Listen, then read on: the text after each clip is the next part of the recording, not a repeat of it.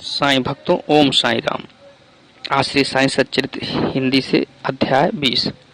श्री काका साहेब की नौकरानी द्वारा श्री दास गणु की समस्या का विलक्षण समाधान। अद्वितीय शिक्षा पद्धति ईशोपनिषद की शिक्षा।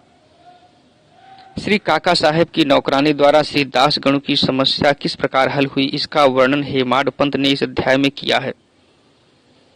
प्रारंभ। श्री साईं मूलतः निराकार थे, परंतु भक्तों के प्रेमवश ही वे साकार रूप में प्रकट हुए। माया रूपी अभिनेत्री की सहायता से इस विश्व की बृहत नाट्यशाला में उन्होंने एक महान अभिनेता के सदृश अभिनय किया। आओ श्री साईं बाबा का ध्यान व स्मरण करें और फिर शिरडी चलकर ध्यान पूर्वक मध्याह्न की आरती के पश्चात का कार्यक्रम देखें। जब आरती समाप्त हो गई तब श्री साईं बाबा ने मस्जिद से बाहर आकर एक किनारे खड़े होकर बड़ी करुणा तथा प्रेम के साथ भक्तों की उदी वितरण की। भक्तगण भी उनके समक्ष खड़े होकर उनकी ओर निहार कर चरण छूते और उदी वितरण का आनंद लेते थे। बाबा दोनों हाथों से भक्तों को उदी देते और अपने हाथ से उनके मस्तक पर उदी का टीका लगाते थे। बाबा के हृदय में भी भक्तों के प्रति असीम प्रेम था। वे भक्तों को प्रेम से संबोधित करते, ओ भाऊ, अब जाओ भोजन करो। आणा, तुम भी अपने घर जाओ। बापू, तू भी जा और भोजन करो। इसी प्रकार वे प्रत्येक भक्त से संभाषण करते और उन्हें घर लौटाया करते थे।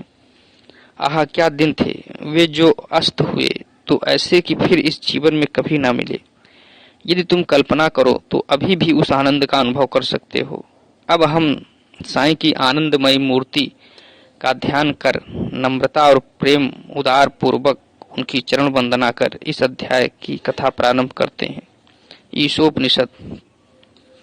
एक समय श्री दास गणु ने ईशोपनिषद पर टीका ईशावास्य भावार्थ बोधनी लिखना प्रारंभ किया। वर्णन करने से पूर्व इस उपनिषद का संक्षिप्त परिचय भी देना आवश्यक है। इसमें वैदिक संहिता के मंत्रों का समावेश होने के कारण इसे मंत्रोपनिषद भी कहते हैं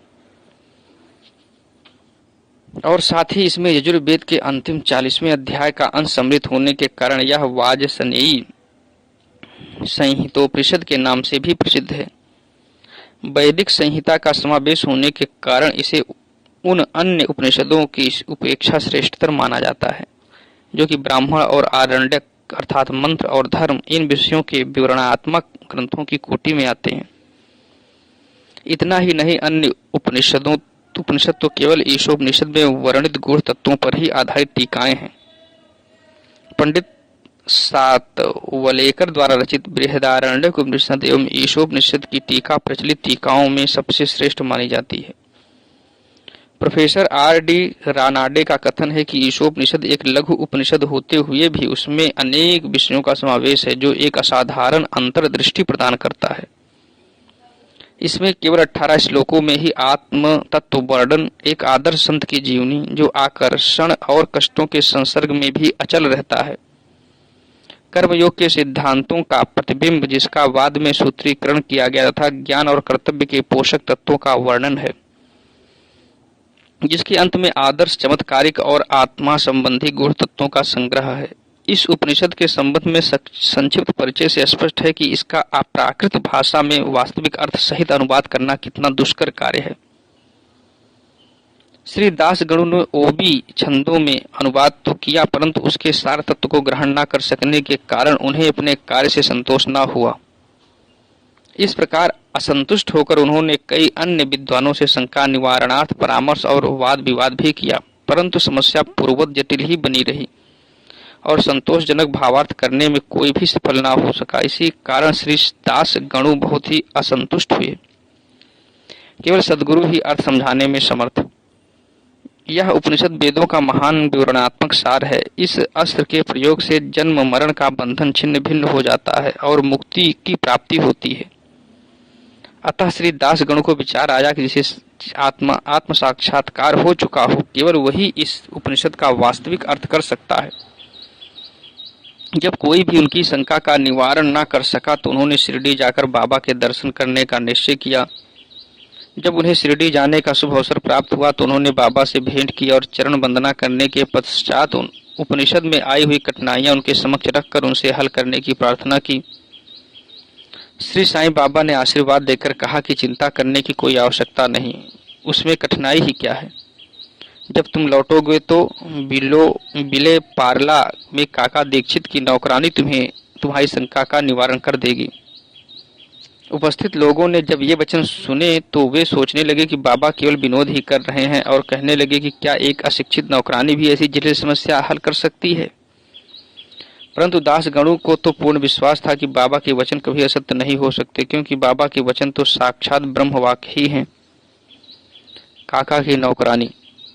बाबा के वचनों में पूर्ण विश्वास कर वे शिरडी से बिले पार्ला बंबई के उपनगर में पहुंचकर काका दीक्षित के यहाँ ठहरे। दूसरे दिन दास गणु सुबह की मीठी नींद का आनंद ले रहे थे, तभी उन्हें एक निर्धन बालिका के सुंदर गीत का स्पष्ट और मधुर स्वर सुनाई पड़ा। गीत का मुख्य विषय था एक लाल रंग की साड़ी, वह कितनी सुंदर थी, उसका जरी का आंचल कितना बढ़िया था, उसके छोर और किनारे कितने सुंदर थे इत्यादि। उन्हें वह गीत अति रुचिकर प्रतीत हुआ। इस कारण उन्होंने बाहर आकर देखा कि यह गीत एक बालिका नाम्या की बहन, जो काका साहेब दीक्षित की नौकरानी है, गा रही है। बालिका बर्तन मांज रही थी और केवल एक फटे कपड़े से तन ढके हुए थी। इतनी दरिद्र परिस्थिति में भी उसकी प्रसन्न मुद्रा देखकर श्री दास गणु को दया आ गई और दूसरे दिन श्री दास गणु ने श्री M.V. प्रधान से उस निर्धन बालिका को एक उत्तम साड़ी देने की प्रार्थना की।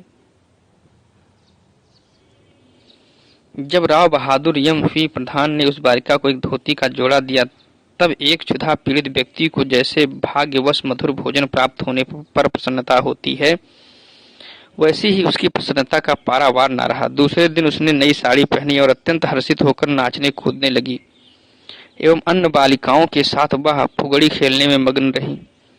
अगले दिन उसने नई साड़ी संभाल कर संदूक में रख दी और पूर्ववत फटे पुराने कपड़े पहनकर आई, फिर भी पिछले दिन के समान ही प्रसन्न दिखाई दी। यह देखकर श्री दास गणु की दया आश्चर्य में परिणित हो गई। उनकी ऐसी धारणा थी कि निर्धन होने के ही कारण उसे फटे चिथड़े कपड़े पहनने पड़ते हैं, परंतु अब तो उसके पास नई साड़ी थी जिसे उसने संभाल कर रख लिया और फटे कपड़े पहनकर भी उसी गर्व और आनंद का अनुभव करती रही। उसके मुख पर दुख या निराशा का कोई निशान भी नहीं रहा। इस प्रकार उन्हें अनुभव हुआ कि दुख और सुख का अनुभव केवल मानसिक स्थिति पर निर्भर है। इस घटना पर गूढ़ विचार करने के पश्चात वे निष्कर्ष पर पहुंचे कि भगवान ने जो कुछ दिया है उसी में समाधान वृत्ति रखनी चाहिए और यह निश्चय पूर्वक समझना चाहिए कि वह सब चराचर में व्याप्त है और जो भी स्थिति उसकी दया से प्राप्त है वह अपने लिए अवश्य लाभप्रद होगी। इस विशिष्ट घटना में बालिका की निर्धनावस्था, उसके फटे पुराने कपड़े और नई साड़ी देने वाला तथा उसकी स्वीकृति देने वाला, ये सब ईश्वर द्वारा ही प्रेरित था। श्री दास गणु को उपनिषद के पाठ की प्रत्यक्ष शिक्षा मिल गई, अर्थात जो कुछ अपने पास है उसी में समाधान वृत्ति माननी चाहिए। सार यह है कि जो कुछ होता है सब उसी की इच्छा से नियंत्रित है, अतः उसी में संतुष्ट रहने में हमारा कल्याण है। अद्वितीय शिक्षा पद्धति। उपर्युक्त घटनाओं से पाठकों को विदित होगा कि बाबा की पद्धति अद्वितीय और अपूर्व थी। बाबा शिरडी के बाहर कभी नहीं गए, परंतु फिर भी उन्होंने किसी को मच्छिंद्रगढ़, किसी को कोल्हापुर तथा सोलापुर साधनाओं के लिए भेजा। किसी को दिन में और किसी को रात्रि में दर्शन दिए, किसी को काम करते हुए तो किसी को निद्रावस्था में दर्शन दिए और उनकी इच्छाएं पूर्ण की। भक्तों को शिक्षा देने के लिए उन्होंने कौन कौन सी युक्तियां काम में लाई, इसका वर्णन करना असंभव है।